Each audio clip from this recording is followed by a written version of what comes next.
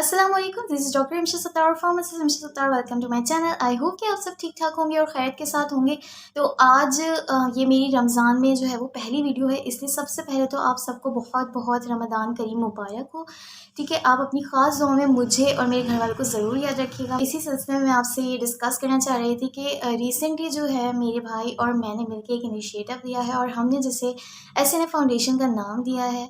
ठीक है, SNF foundation क्या है और इसके क्या पर्पसेस हैं और इसकी सारी डिटेल्स जो है वो मैं डिस्क्रिप्शन बॉक्स के अंदर इसका इंस्टाग्राम और फेसबुक लिंक डाल दूँगी। आप लोग वहाँ विज़िट करके इसकी सारी डिटेल्स देख सकते हैं। अगर आप डोनेट करना चाहते हैं तो वहाँ पे आपको डिटेल्स मिल जाएंगी, तो आप डोनेट कर सकते हैं। और अगर आप इस टीम का हिस्सा बनना चाहते हैं और इस कार्यक्रम में हिस्सा लेना चाहते हैं तो आप ज़रूर दिए गए व्हाट्सएप नंबर पर रब्ता कीजिएगा। तो I highly encourage you all, ताकि आप इस टीम का हिस्सा बनें और हम ज़्यादा से ज़्यादा लोगों की मदद कर सकें।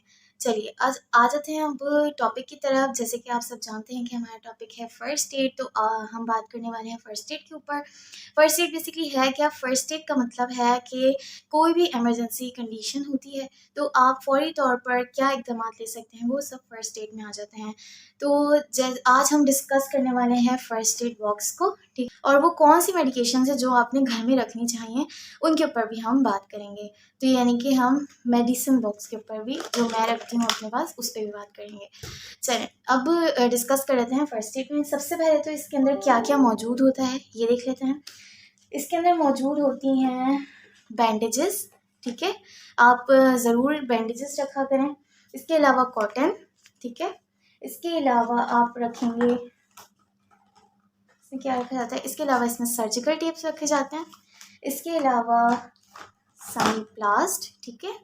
इसके अलावा जो है वो पायरीन, डेटोल, पॉलीफेक्स, ठीक है। इसके अलावा सीजर और विक्स, और विक्स नहीं तो आप वॉल्ट्रॉल जेल जो आती है वो भी रख सकते हैं। और इसके अलावा क्रैप बैंडेज, ठीक है।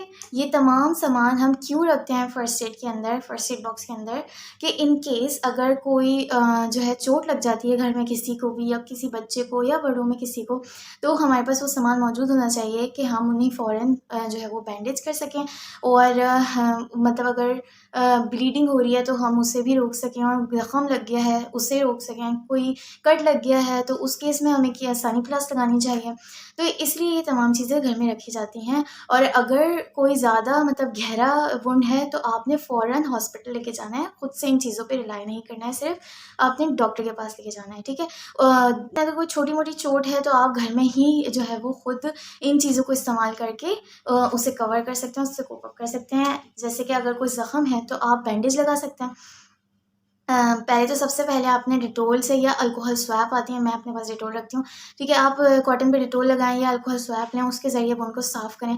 उसके बाद उस पर पायडीन अप्लाई करें और पॉलीफेक्स थोड़ी सी अप्लाई करके कॉटन लगा के उसकी बैंडेज कर लें, ठीक है। अगर तो बैंडेज ख़त्म हो गई है या जो है वो बैंडेज नहीं है सपोज़, तो फिर आप कॉटन लगाने के बाद आप सर्जिकल टेप से भी उसे रैप कर सकते हैं, ठीक है। तो ये चीज़ें रखना इसलिए ज़रूरी है।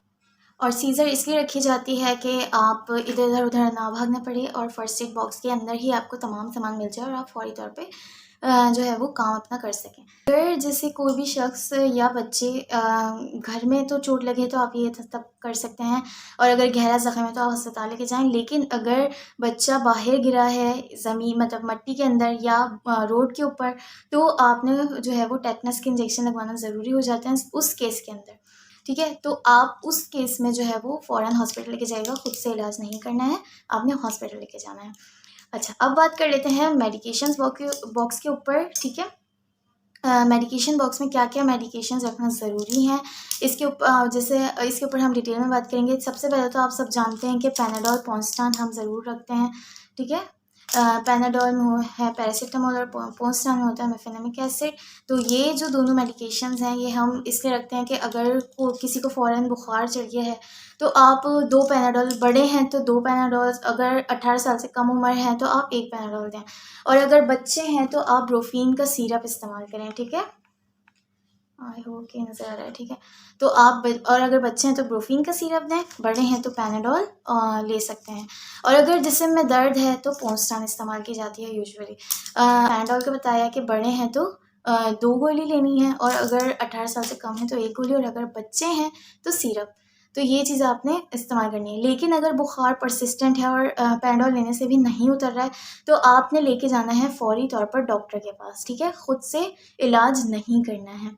ये बात मैं बार बार इसलिए रिपीट करती रहूँगी कि बेसिकली प्रैक्टिस तो यही होनी चाहिए कि आप डॉक्टर से ही रुजू करें, क्योंकि एक चीज़ के, एक सिम्टम के बहुत सारे रीज़न्स हो सकते हैं, और हमारी इतनी नॉलेज नहीं होती है कि हम इन्हीं मेडिकेशंस पे रिलाई करके अपना खुद से इलाज करें। तो इसलिए बेहतर ये होता है कि आप हेल्थ के प्रोफेशनल के पास जाएं, वो डिटेक्ट करके फिर आपका इलाज करें। तो रूट कॉज ट्रीट करना बहुत ज़रूरी होता है। उस टाइम भी आप 2 गोली ले सकते हैं जब जिस्म में दर्द हो, ठीक है। उसके बाद फिर आप एक एक गोली लें। पहली दफ़ा में 2 गोली ले सकते हैं, लेकिन अगली बार जब आप लें तो एक ही गोली लेंगे। यानी कि फ़र्स्ट टाइम में 500-250 की आती है मेडिसिन, 250 mg की होती है। तो फर्स्ट टाइम में 2 गोली 500 mg आप ले सकते हैं, लेकिन जब सेकंड टाइम लेंगे तो आप 250 mg यानी एक ही गोली लेंगे।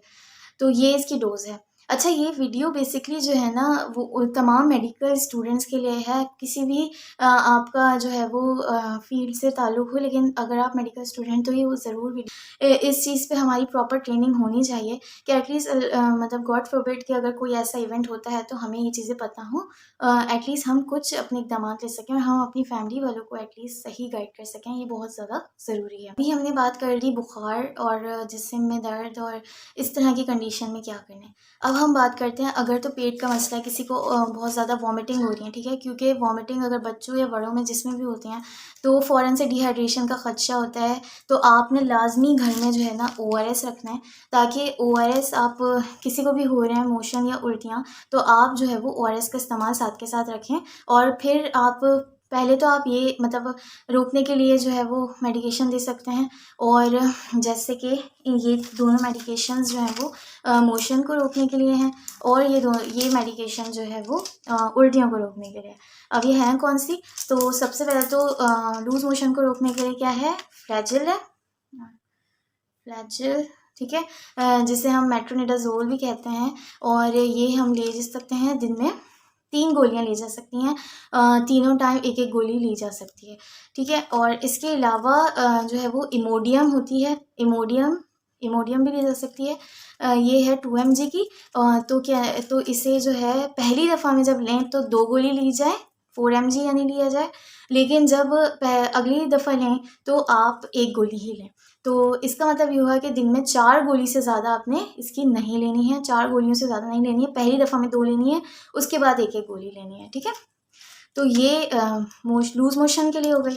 और उल्टियों के लिए क्या करना है? ग्रेविनेट आप रखा करें। अच्छा, पहले लोग मोटिलियम बहुत ज़्यादा इस्तेमाल करते थे, लेकिन उसके साइड इफ़ेक्ट्स आने लग गए हैं, तो उससे अब उसका यूज़ कम हो गया है, और उसकी जगह अब हम ग्रेविनेट यूज़ करने लग गए हैं। ग्रेविनेट 50 mg है मेरे पास, और ये आप ले सकते हैं 1 गोली एज़ पर नीड, सही है। जब उल्टियाँ होनी है तो आप 1 गोली खिला दें पेशेंट को, और फिर वो थम जाए तो आप फ़ौरन उसे डॉक्टर के पास लेके जाएँ, ठीक है। और अगर नहीं रुक रही हैं तो भी आपने फ़ौरन डॉक्टर के पास लेके जाना है। और कोशिश करें कि जिन लोगों को उल्टी और मोशन का मसला हो रहा है, तो आप एक बॉटल के अंदर एक पैकेट जो है वो ORS का डाल के ठंडा करके उसे 1 दिन के अंदर अंदर ख़त्म करना है। उन्हें पेशेंट को पिलाते हैं साथ के साथ, ताकि उन्हें डिहाइड्रेशन ना हो सीवियर। और बच्चों में ख़ास तौर पे पीडियाट्रिक का अलग आता है ORS, तो वो बच्चों में ख़ास तौर पे आपने ज़रूर पिलाना है, क्योंकि उनमें फ़ौरन से डिहाइड्रेशन हो जाती है, ठीक है। तो ये वाली चीज़ आपने ध्यान में रखनी है। बच्चों में जो है वो ग्रेविनेट का सिरप इस्तेमाल किया जाए तो ज़्यादा बेहतर होता है। ग्रेविनेट है किस लिए? उल्टियों को रोकने के लिए, और मोशन को रोकने के लिए मैंने आपको बता दिया फ्लैजिल और इमोडियम इस्तेमाल की जाती है, और ये ग्रेविनेट है उल्टियों के लिए। अच्छा, ये सारी जो मैंने मेडिकेशंस आपको बताई हैं, ये सारी ओवर द काउंटर मेडिकेशंस हैं, लेकिन आपने इन्हीं के ऊपर रिलाय नहीं करना है। मैं बार-बार इस बात को रिपीट कर रही हूँ। आपने सिर्फ़ उस वक़्त तक के लिए, जैसे अचानक से किसी को बहुत ज़्यादा उल्टियाँ शुरू हो गई हैं, मोशन शुरू हो गए हैं, तो फ़ौरन से डिहाइड्रेशन को रोकने के लिए, उल्टियों और मोशन को रोकने के लिए आपने क्या लेनी है? वो ये दवाएँ। लेकिन अगर फ़ायदा मतलब उस वक़्त आपको फ़ायदा हो जाएगा, और फिर फ़ौरन आपने जाना है डॉक्टर के पास, और डॉक्टर को अपनी कंडीशन बतानी है। अगर डॉक्टर कह दे कि हाँ, कोई ऐसे मसले की बात नहीं है, तो आपने सैटिस्फाई रहना है। कोई मसला नहीं है। लेकिन अगर डॉक्टर कोई और रूट कॉज आपको बताए तो आपने उसके कहने पर अमल करना है और प्रॉपर अपना इलाज करवाना है। तो ये वाली मेडिकेशंस बताने का मकसद ये है कि आपने फ़ौरी तौर पर क्या इक़दाम लेने हैं सिर्फ़ उसके लिए, ठीक है? सिर्फ़ इस पे रिलाय नहीं करना है। फ्लू होता है, नज़ला ज़ुकाम है या इस तरह की कोई कंडीशन चल रही है और बुखार साथ-साथ हो रहा है, तो और बहुत ज़्यादा अनकम्फ़र्ट और बेचैनी जैसी कंडीशन है और जो है वो रनी नोज़ है, और तो आपने क्या करना है, आपने कोई एंटी एलर्जिक लेनी है और ये जैसे कि मोस्टली ली जाती, सॉफ्टेल नाम है इसका, 10 mg लेनी है और एक गोली ही लेनी है पूरे एक दिन में, सिर्फ एक गोली लेनी है।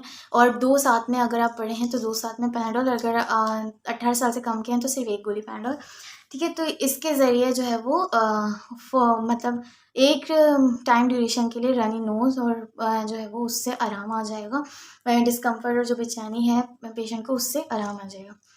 लेकिन वही अगेन आपने डॉक्टर को ज़रूर फिर चेकअप करवाने जाना ज़रूरी है। आ जाते हैं एक बहुत ही इंपॉर्टेंट चीज़ के ऊपर, जैसे कि फ़ौरन से ही अगर आपके घर में हाइपरटेंशन के पेशेंट्स हैं तो उनकी हाइपरटेंशन की मेडिकेशंस जारी होंगी, ठीक है? लेकिन अगर अचानक से और बीपी बढ़ जाता है और मतलब 160 तक रीच कर जाता है तो आपने क्या करना है, आपने फ़ौरन से जो है ना उन्हें कैपुटीन की एक गोली देनी है। 25 mg की ये कैपुटीन की गोली है, ठीक है? 25 mg की है ये, और ये एक गोली देनी है उस, और फ़ौरन आपने उसके बाद डॉक्टर के पास लेके जाना है। सिर्फ इसके ऊपर रिलाई नहीं करना है, ठीक है? ये किस पर्पज़ के लिए इसके अंदर होता है, कैप्टोप्रिल, और ये जो है एक्यूट हाइपरटेंशन के अंदर इस्तेमाल की जा सकती है।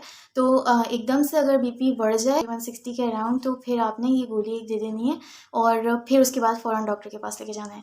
लेकिन अगर बीपी 180 और इस तरह 200 अबव है तो आपने कुछ भी नहीं करना है, कोई गोली नहीं देनी है और फ़ौरन जो है वो डॉक्टर के पास लेके जाना है, क्योंकि ऐसी सूरत हाल के अंदर जो है उन्हें जो है ना मेडिकेशन के बजाय जो है वो आईवी जो है मेडिकेशन दी जाती हैं और उसके ज़रिए उनका बीपी कम किया जाता है ग्रेजुअली, एकदम से भी उनका बीपी कम नहीं किया जाता। तो इन चीज़ों का ख़याल रखना है, ठीक है? अच्छा, अब बात कर लेते हैं अभी हमने एक्यूट हाइपरटेंशन की, अब बात कर लेते हैं हार्ट अटैक के ऊपर। हार्ट अटैक बहुत ज़्यादा कॉमन हो गया है, ठीक है? और ये सब हम जानते हैं और इसकी रूट कॉजेज़ बहुत सारी हैं, और बेसिकली हो ये रहा होता है कि अचानक से हार्ट अटैक आता है, सडन चेस्ट पेन होता है और आपके होता ये है कि आपके हार्ट को जो है वो प्रॉपर ऑक्सीजन नहीं मिल पा रही होती है और इसकी वजह से जो है वो हार्ट में बहुत ज़्यादा जो है वो सीवियर पेन होता है, और ऐसी सूरत हाल में आपको फ़ौरन जो है वो इमरजेंसी के अंदर पेशेंट को हॉस्पिटल लेके जाना होता है।